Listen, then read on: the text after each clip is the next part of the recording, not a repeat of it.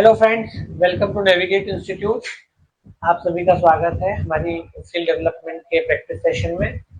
आज के इस सेशन में हम स्किल डेवलपमेंट से और वोकेशनल ट्रेनिंग से जुड़े हुए मल्टीपल चॉइस क्वेश्चंस की प्रैक्टिस करेंगे। तो हमारा ये सेशन जो है वो प्रैक्टिस सेशन है, जिसमें हम बहुत सारे अलग अलग तरह के मल्टीपल चॉइस क्वेश्चंस को, ऑब्जेक्टिव क्वेश्चंस को सॉल्व करने की कोशिश करेंगे, जो कि स्किल डेवलपमेंट और वोकेशनल ट्रेनिंग से जुड़े हुए सिलेबस से रहेंगे। शुरू करते हैं विदाउट वेस्टिंग टाइम। हमारा पहला क्वेश्चन है, विच of the following is the main job of a problem solving agent. Good afternoon, good afternoon. कोई भी प्रॉब्लम सॉल्विंग एजेंट है, उसका मेन जॉब या मेन काम क्या रहता है बेसिकली, है ना। पहला है solve the given problem and reach the goal. B है to discover which sequence of the job will get it to the goal state. तीसरा है ऑल ऑफ दीज मतलब बोथ ऑफ दीज। एंड चौथा है नन ऑफ दीज। अरे actually मुझे time नहीं मिला है, मेरी क्लासेस थी, मैं फुर्सत में आज देखूंगा या कल देखूंगा तो रिप्लाई कर दूंगा। चंद्रेश, सॉरी। एक्चुअली क्या है कि मेरी बैक टू बैक सारा दिन ही क्लासेस रहती है, तो मुझे टाइम ही नहीं मिल पाता है मैसेजेस रीड करने का। तो मुझे मैसेज रीड करने का जैसे ही टाइम मिलेगा, होपफुली आज शाम को या फिर कल, तो मैं आपके रिप्लाई कर दूंगा, डोंट वरी, है ना। मुझे कई बच्चे, कई सारे स्टूडेंट्स देते हैं आंसर उसके लिए, लेकिन वो क्या है कि इनबॉक्स में नीचे भी चले जाते हैं बहुत दफे और टाइम भी नहीं मिल पाता है। Solve the given problem and reach the goal. To discover which sequence of the job will get it to the goal state. All of these or none of this. कोई भी प्रॉब्लम सॉल्विंग एजेंट जो होता है, जिसको problem solve करने का task दिया हुआ है बेसिकली, उसको क्या काम करने रहते हैं इनमें से। जिसे प्रॉब्लम सॉल्विंग का टास्क दिया हुआ है, उसको क्या काम करने रहते हैं बेसिकली। उसको प्रॉब्लम को सॉल्व करना है और गोल तक पहुंचना है। दूसरा है कि प्रॉब्लम सॉल्व करने के क्रम में, उस सीक्वेंस में, उसको ये ध्यान देना है कि उसे क्या क्या काम करना है जो उसे गोल की तरफ ले जाए। ऑल ऑफ दीज और नन ऑफ दीज। तो इसका आंसर सही होगा। है बहुत आसान, लेकिन इसकी लैंग्वेज से कई लोग गोता खा जाएंगे। इसका आंसर जो है वो सी है। आसान क्वेश्चन। ऐसे भी क्वेश्चन रहते हैं जिनमें आपको कई बार लगता है लैंग्वेज देख के कि टफ है, और कई बार बच्चे उसको पढ़ते ही नहीं सीरियसली, यार हमसे तो बनेगा ही नहीं। तो ये नहीं करना है, आसान सा क्वेश्चन है, इसमें कुछ भी ऐसा प्रॉब्लम सॉल्विंग करना है तो जाहिर सी बात है कि आपको प्रॉब्लम को पहले सॉल्व करना है और गोल तक पहुंचना है, यही आपका मेन पॉइंट है। और आपको वहां तक पहुंचने के लिए क्या क्या काम करने पड़ेंगे वो सब आपको ध्यान में देना पड़ता है।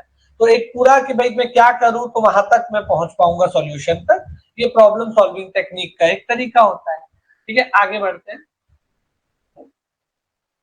Problem in search space is defined by which one of the following states? Intermediate state, last state, initial state or all of this? Problem in search,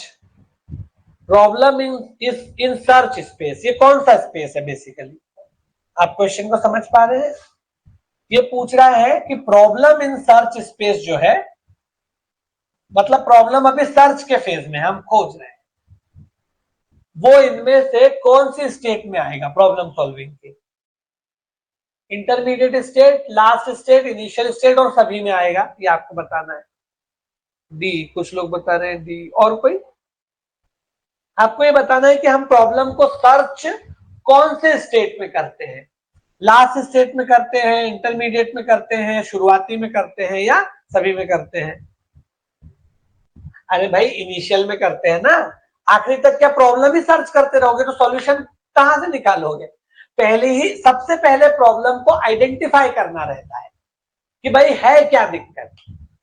अगर आखिरी तक प्रॉब्लम ही आइडेंटिफाई करते रहोगे तो फिर सॉल्यूशन कब खोजोगे। इनिशियल स्टेट जो है वो प्रॉब्लम की आइडेंटिफिकेशन की स्टेट है, इनिशियल स्टेट। देख अभी एकदम आसान क्वेश्चन है। हाँ, initial stage problem solving technique में जो शुरुआती चरण है, जो इनिशियल स्टेज है प्रॉब्लम सॉल्विंग का, जो पूरा स्ट्रेटेजी या पूरा जो टेक्निक है उसका, उसमें शुरुआती चरण में ही प्रॉब्लम को आइडेंटिफाई करने की बात है। Identify the problem. और वो आइडेंटिफाई द प्रॉब्लम का ही मतलब होता है प्रॉब्लम इन सर्च स्पेस। मतलब आप अभी आइडेंटिफाई कर रहे हो कि दिक्कत है कहां, और वो शुरुआत में देखनी रहेगी, तभी तो सॉल्यूशन की तरफ आगे बढ़ोगे। आगे बढ़ते हैं। Strategic planning is also called as, strategic planning को और क्या कहा जाता है? Tactical planning, short term planning, long term planning या बिजनेस स्ट्रैटेजी? इसमें जो बाकी हैं, मोनू है, सूर्य प्रकाश है, ये लोग तो आंसर नहीं करते हैं।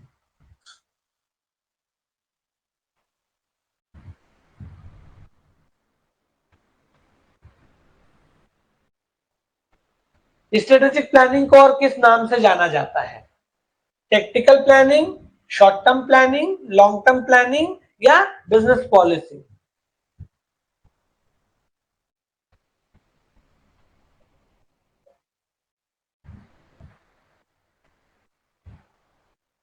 कोई ए बोल रहे हैं। ये मैंने आपको बताया है कि स्ट्रेटेजिक प्लानिंग कैसी होती है, long term planning. Strategic planning का मतलब क्या होता है, लॉन्ग टर्म प्लानिंग होता है। यस, चंद्रेश ने सही बताया। बताया तो है कि स्ट्रेटेजी, जब भी स्ट्रेटेजी बनाई जाती है तो शॉर्ट टर्म की नहीं बनती, मिड टर्म की नहीं बनती, स्ट्रेटेजी हमेशा पूरी लॉन्ग टर्म स्ट्रेटेजी बनती है, और उसी को स्ट्रेटेजिक प्लानिंग बोलते हैं। ये शुरुआत में जब आप कोई काम शुरू कर रहे हो, अगर ऑर्गेनाइजेशन शुरू कर रहे हो ऑर्गेनाइजेशन, कॉलेज खोल रहे हो कॉलेज, इंस्टीट्यूट खोल रहे हो इंस्टीट्यूट, बिजनेस खोल रहे हो बिजनेस, जो भी कर रहे हो, उसमें शुरुआत में ही स्ट्रेटेजिक प्लानिंग की जाती है, जो लॉन्ग टर्म प्लानिंग होती है ना। तो स्ट्रेटेजिक प्लानिंग कभी भी शॉर्ट टर्म मिड टर्म नहीं होती, हमेशा स्ट्रेटेजिक प्लानिंग का मतलब ही होता है लॉन्ग टर्म में प्लानिंग करना। ठीक है, तो इसलिए इसको बोलेंगे लॉन्ग टर्म प्लानिंग। टेक्टिकल जो प्लानिंग होती है, वो आप बेसिकली किसी प्रॉब्लम को सॉल्व करने के लिए क्या टेक्टिक्स अपनाओगे, वो टेक्टिकल प्लानिंग। कि मुझे एक खास चीज करना है, इस खास प्रॉब्लम को सॉल्व करना है, एक खास गोल को, खास ऑब्जेक्टिव को अचीव करना है, तो उसके मेरी क्या टेक्टिक्स होनी चाहिए, वो टेक्टिकल प्लानिंग है। वो लॉन्ग टर्म भी हो सकती है, ज्यादातर वो मिड टर्म शॉर्ट टर्म होती है। वो किसी पर्टिकुलर चीज के बारे में रहती है तो मिड टर्म शॉर्ट टर्म रहती है, कभी कभार लॉन्ग टर्म भी हो सकती है, पर वो स्पेसिफिक चीज है, किसी चीज को सॉल्व करने के लिए क्या क्या टेक्टिक्स अपनाई जाए। और लॉन्ग टर्म प्लानिंग जो है स्ट्रेटेजिक प्लानिंग से रिलेटेड चीज, मतलब स्ट्रेटेजिक प्लानिंग ही लॉन्ग टर्म प्लानिंग होती है बेसिकली। अगला ये भी वही है स्ट्रेटेजिक प्लानिंग का, देख लो। Strategic planning is which of the, देखो अभी क्या है कि पॉलिसीज के बहुत सारे क्वेश्चंस हम कर चुके हैं। पॉलिसीज में भी जो क्वेश्चन जितने बन सकते थे बहुत सारे मैंने आपको बताए हैं। पॉलिसीज में वही है, कौन इंप्लीमेंट करता है, कब से शुरू हुई है, उसमें कौन लोग बेनिफिशियरीज हैं, क्या क्राइटेरिया है, एज का क्राइटेरिया क्या है, क्वालिफिकेशन का क्या है, कौन ने इसको लॉन्च किया है, कौन इसको इम्प्लीमेंट कर रहा है, कौन गाइडेंस देता है, कौन गाइडलाइंस देता है, कौन फाइनेंस कर रहा है, ये सब चीजें उसमें मेनली रहती है। इतने एस्पेक्ट को ही आपको देखना रहता है। ये जो चैप्टर से इन पे अपन ने थोड़े से एमसीक्यूज कब देखे, तो आज मैंने इस पे थोड़ा फोकस किया है, क्योंकि पॉलिसीज के या गवर्नमेंट बॉडीज के, गवर्नमेंट का जो स्ट्रक्चर है, ऑर्गेनाइजेशनल स्ट्रक्चर, उस पर we have gone through plenty of question. Strategic planning is fill in the blanks. हाँ, उसके भी करवाऊंगा, उसके भी करवाएंगे। अच्छा हाँ, आप लोगों में से जिन लोगों ने मुझे पूछा था about your current affairs classes या करंट इश्यूज क्लासेस, तो आप लोगों की मंडे ऑनवर्ड करंट इश्यूज की क्लासेस रहेगी। ठीक है, टाइम टेबल और शेड्यूल वगैरह तो आप लोगों को इन्फॉर्म किया जाएगा from the side of management, लेकिन मंडे से, सोमवार से, जो कि आने वाला है 2 दिनों के बाद, उस दिन से आपकी करंट अफेयर्स को लेकर के कुछ क्लासेस वगैरह का अरेंजमेंट किया गया है। तो जिन भी लोगों ने मुझसे इनहिबिशंस जाहिर किए थे उनके लिए। अच्छा ये बताओ, strategic planning is fill in the blanks exercise, nothing but a step by step, more than a step by step, short term tactical business management, और नॉन इसेंशियल एंड अवॉइडेबल। ये तो बहुत आसान है, ये तो एकदम सचिन की तरह से क्वेश्चन है। सचिन की तरह समझ गए ना कौन सा क्वेश्चन है। आपको ये बताना है कि स्ट्रेटेजिक प्लानिंग कौन सी एक्सरसाइज है। Nothing but a step by step, more then step by step, short term technical business management या non essential and avoidable.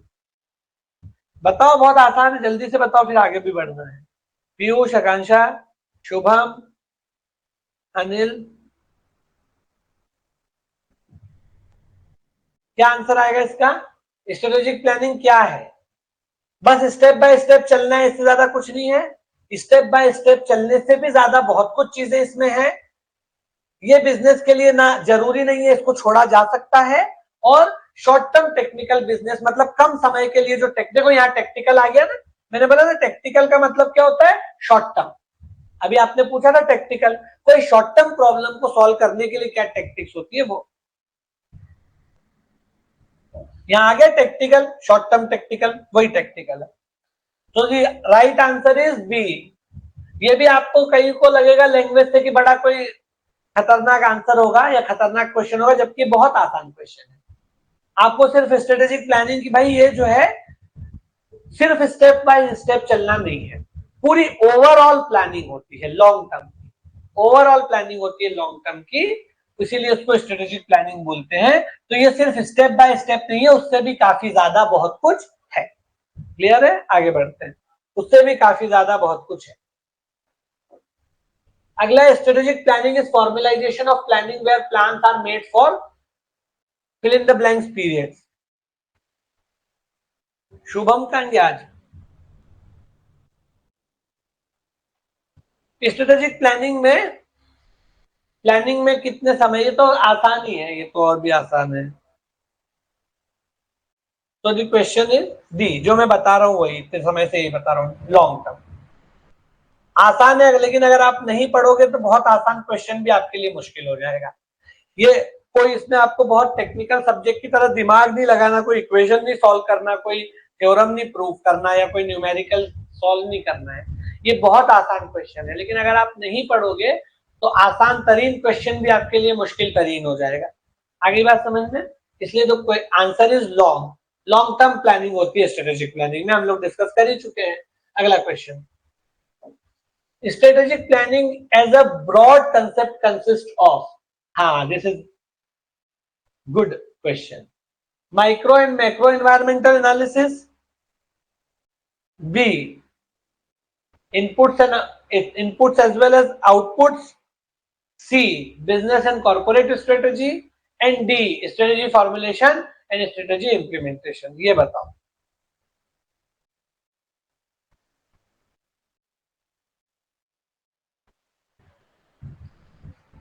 Strategic planning जो है उसमें क्या क्या चीजें शामिल है?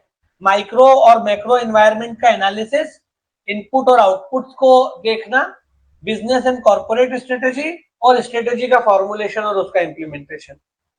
यस, मोस्टली आप लोग सही बता रहे हो, D is the correct answer.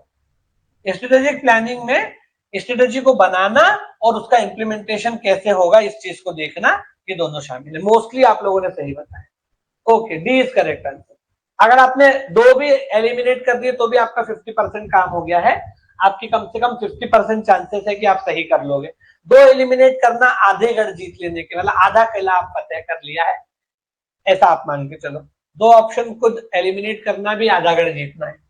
तो स्ट्रेटेजी का फॉर्मुलेशन और उसका इंप्लीमेंटेशन ये स्ट्रेटेजिक प्लानिंग के अंतर्गत आता है। इसमें सिर्फ स्ट्रेटेजी बनाना शामिल नहीं है, उसको लागू करना, उसको एप्लीकेंट मतलब उसको अप्लाई करना, वो भी अप्लाइड फॉर्म भी आता है।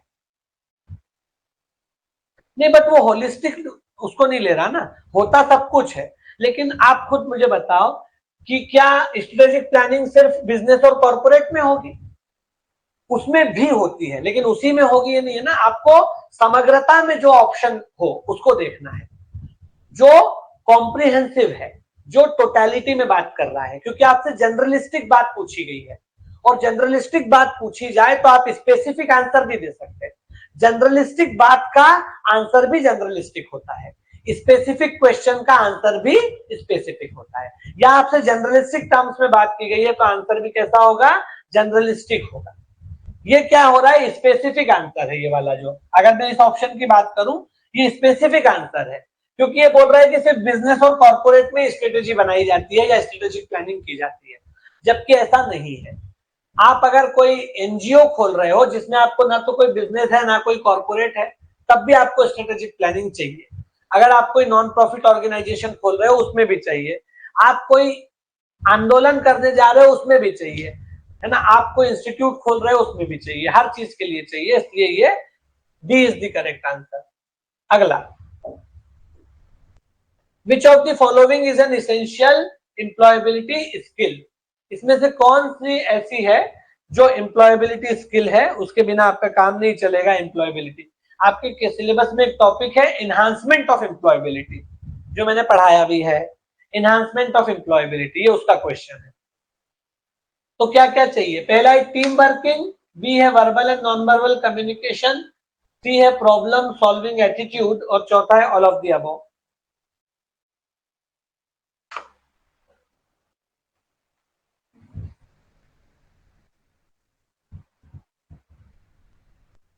Yes, the correct answer is D for Delhi, that is all of the above. सभी चाहिए। आप एम्प्लॉयबल तब बनोगे जब आपका वर्बल नॉन वर्बल दोनों कम्युनिकेशन अच्छा हो।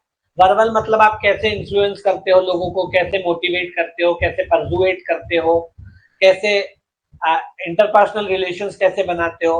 और नॉन वर्बल का मतलब है कि आपकी इनर स्ट्रेंथ वगैरह, आई कांटेक्ट है, ये सारी चीजें आ जाती है। प्रॉब्लम सॉल्विंग एटीट्यूड होना ही चाहिए, तभी आपको एम्प्लॉयमेंट में टिके रहोगे, नहीं तो नहीं टिकोगे। और आपको एम्प्लॉयमेंट में टीम के साथ काम करना ही पड़ेगा।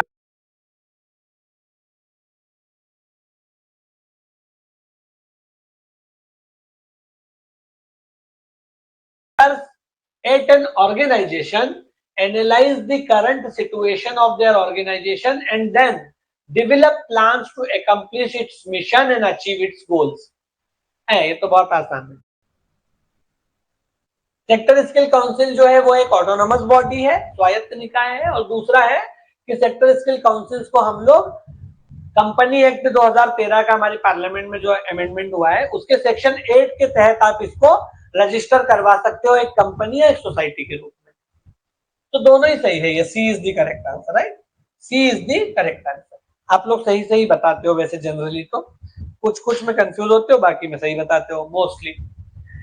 ठीक है, तो आज के डिस्कशन को यहाँ पर खत्म करते हैं। काफी क्वेश्चन हो गए आज के हिसाब से। अब आप लोगों से मुलाकात मेरे हिसाब से डायरेक्ट मंडे ही होगी। और आज की इस प्रैक्टिस सेशन को हम यहाँ पे एंड कर देते हैं। अगली मुलाकात आपसे मंडे होगी। और मंडे जो है हम लोग आगे, और जो है मतलब मुलाकात आप लोगों से एमपीजी के वाले से कल हो जाएगी, बाकी से मंडे होगी। कल एमपीजी के में हम लोग, आप लोग क्वेश्चंस व्हाट्सएप कर देना, मैं जब टाइम मिलेगा तो देख लूंगा। और बाकी जो है कि आपकी शायद करंट अफेयर्स की क्लासेस के बारे में आपको अवेयर कर दिया जाएगा, जो आप लोगों ने मुझसे पूछा था। और कल जो है, कल एमपीजीके का प्रैक्टिस सेशन रहेगा, कल तो अपन मिलेंगे ही जो लोग हैं। और बाकी इसका आपका स्किल डेवलपमेंट और वोकेशनल ट्रेनिंग का मंडे से रहेगा, तो उस दिन हम लोग बात करेंगे। ठीक है, तो आज की क्लास को यहीं पर हम लोग विराम देते हैं। और अब आपसे मिलेंगे मंडे या कल जब भी है। तो आप लोग पढ़ते रहिए। बाकी प्रैक्टिस सेशन तो एग्जाम तक मैं करवाऊंगा ही आपको, जितने करवा पाऊंगा। ठीक है, ओके।